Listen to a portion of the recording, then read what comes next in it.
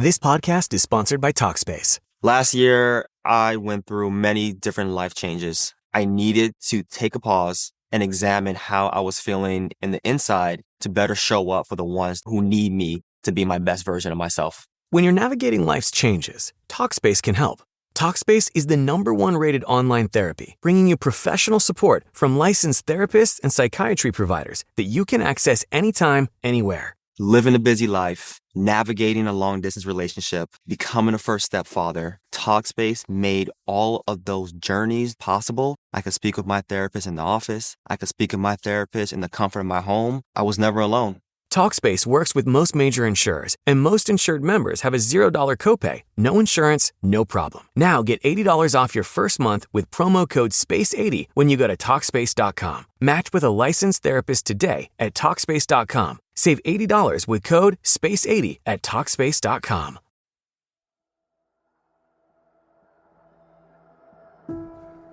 So much of life comes down to control. Understanding what we cannot control while simultaneously capitalizing and making the most of the things that we can.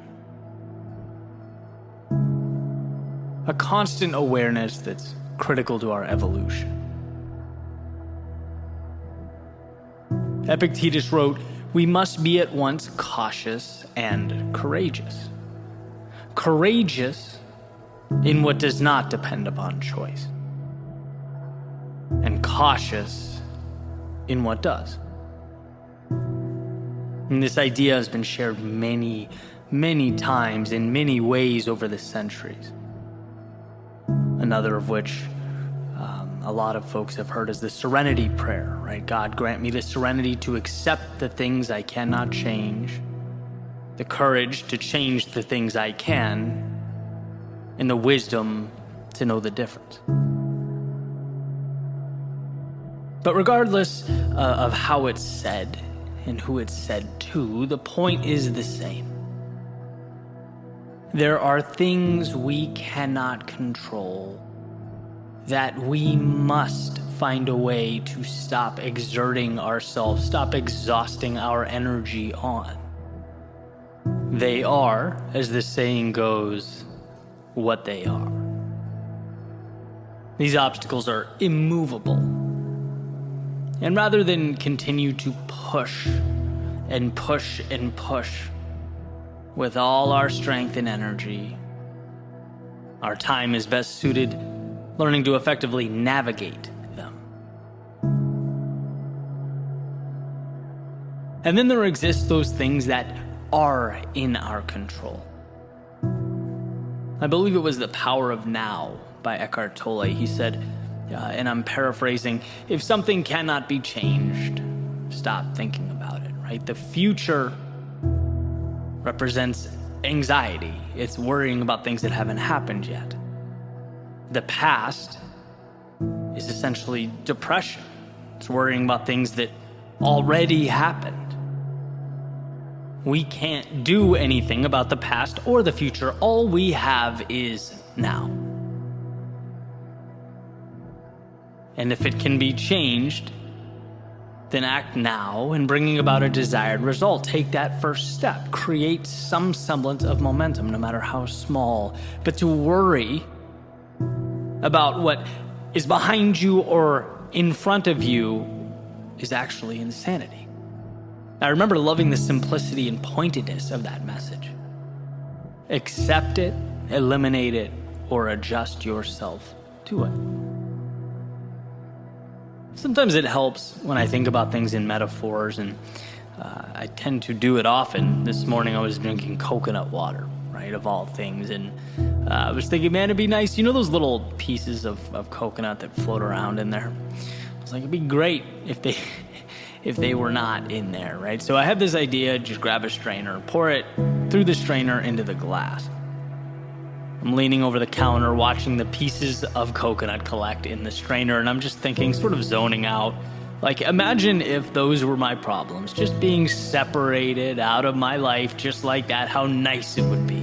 Captured in a little net, and then, discarded, thrown away.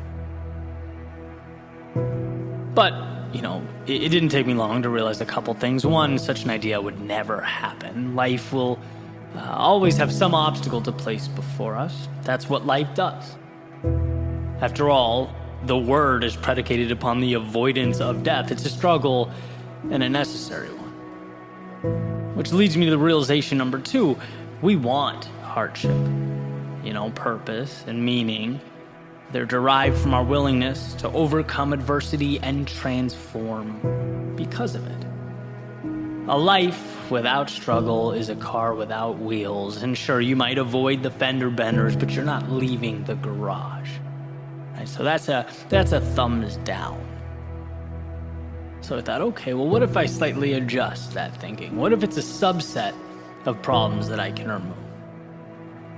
That's when it kind of hit me, the opportunity at hand, right? Not the so-called problems, but my thoughts about them. They are the real difference maker here. The negative storytelling that can be removed, pushed through the strainer. Again, not novel or groundbreaking. Like I said a few minutes ago, this idea has been around for thousands of years, but sometimes things land perfectly. Right moment, right time. And I knew what I needed to do was remove the worries and concerns pertaining to the events that I could not change. Yet I exhaust my energy dancing around and around with my thoughts about them. You cannot change the future. You can change right now, which ultimately becomes the future. And there's a difference. I had to, pull that back in. See, I think most of our problems are derived from anger or emotional attachment to the immovable, the unchangeable. One of my favorite sayings is, you can't change the direction of the wind, but you can always adjust your sails. And see, when you remove the self-tormenting you have going on about your past, things you wish you did or didn't do, when you remove the concern that the future won't be exactly what you want it to be, which tends to be where I lean of the two, you're left with one thing: the present, right? Clarity. You have officially empowered yourself because the things you allocate your energy to can be changed, can be made better or adjusted. And that's really what it's all about. You can't change the fact that someone you loved or cared about let you down. But when you dwell on it, you're now giving up the present as well. You're preventing yourself from doing what is required of you now to make your life better. You can't control the fact that your company's reducing its size and your department is being eliminated.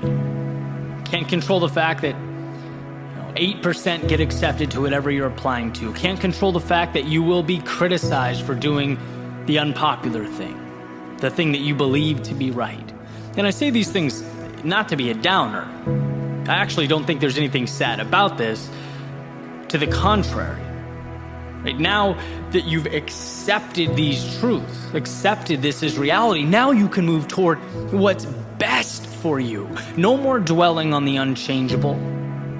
No more fighting unwinnable wars. No, it's time to go put yourself in position to conquer whatever mountain is next. By straining out the things that cannot be changed, you are left only with what can. You can't change your company's personnel reduction, but you can find something else, something better out there. You can set the stage for a new journey. You can't increase the acceptance rate, but you can increase your value, go above and beyond, put yourself in position to succeed. And if you don't, they're lost. Continue learning, continue growing, continue moving forward. You can't stop the world's criticism, but you can learn to toughen up emotionally, learn to trust your intuition and decision making. Surround yourself with people you trust who lift you up. See, when you stop wasting time and energy on the wrong things, you get the right things. Like Greg McKeown says in Essentialism, it's not what we can acquire, but often what we cut away. Removing the things that weigh us down, that we're dragging along with us everywhere we go. They don't need to be there. I say to myself often that I have everything I need. It's there. Some of it's materialized. Some of it exists as a seed that I need to identify and water and nurture, but it's all right here. Which means the problem will never be that I'm incapable. It will never be that I'm not good enough. No, when I'm in the wrong, it's because I've forgotten to see it. I've either become consumed with the wrong things or lost faith in myself to do the right things. And knowing this has been a gift. It's been tremendous. It's helped me even during the darkest moments to reacquire what matters most. Sometimes it takes hours, sometimes days, even weeks or longer, but I get there. Eventually I arrive, and so can you. You have the ability to parse out why you feel the way you do, to categorize the thoughts in your head. Can I change it? No? Okay, gone. And with all that's left begins the journey, the good stuff. The adversity and the problems that will make you who you are. And don't misunderstand me. I'm not saying it will be easy, but I'm saying it will be worth it. And that's critical to understand. Your world is there to maneuver and adjust, to reshape, but its transformation depends on a laser-like focus on that which is malleable. That's saying, do what you can where you are with what you have. It will lead you to exactly where you need to be. Even if you don't trust the road before you, trust yourself to walk down it.